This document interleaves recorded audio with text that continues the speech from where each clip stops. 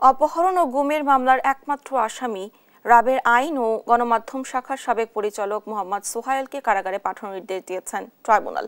2012 সালে ধানমন্ডি রবীন্দ্র সরোবর থেকে ছাত্র শিবিরের গোলাম মর্তুজা নিহিমকে অপহরণের পরে আয়নাঘরে নিয়ে 47 দিন আটকে রেখে নির্যাতনের অভিযোগ তার বিরুদ্ধে। বিচারপতি মোহাম্মদ গোলাম মর্তুজা মজুমদার নেতৃত্বাধীন 3 সদস্যের ট্রাইব্যুনালে এই মানবতা বিরোধী অপরাধের মামলা শুনানি হয়। জুলাই আগস্টের গণহত্যার মামলা অতিরিক্ত পুলিশ সুপার ইশতিয়াক ও MA মইনুল ইসলামকেও কারাগারে পাঠানোর নির্দেশ দিয়েছেন ট্রাইব্যুনাল। জুলাই আন্দোলন চলাকালে ঢাকা শহরের বিভিন্ন স্থানে ড্রোন উড়িয়ে ছাত্র জনতার অবস্থান নির্ণয় করে সে তথ্য র্যাব, পুলিশ ও আওয়ামী লীগ ক্যাডারদের দিতেন ইশতিয়াক। মানবতা বিরোধী অপরাধের মামলায় আসামি ইশতিয়াক ঢাকা মেট্রোপলিটন পুলিশের ADC হিসেবে কর্মরত ছিলেন।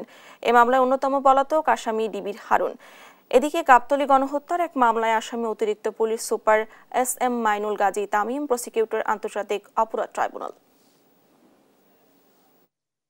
তার উপরে অমানসিক নির্যাতন করে তাকে দীর্ঘদিন গুম রেখে তাকে মিথ্যা মামলায় কারাগারে প্রেরণ করা।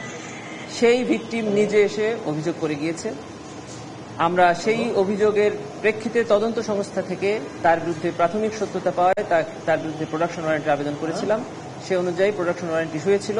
আজকে তাকে ট্রাইব্যুনালে হাজির করা হয়েছিল এবং শোন অ্যারেস্ট দেখিয়ে কারাগারে প্রেরণ করা।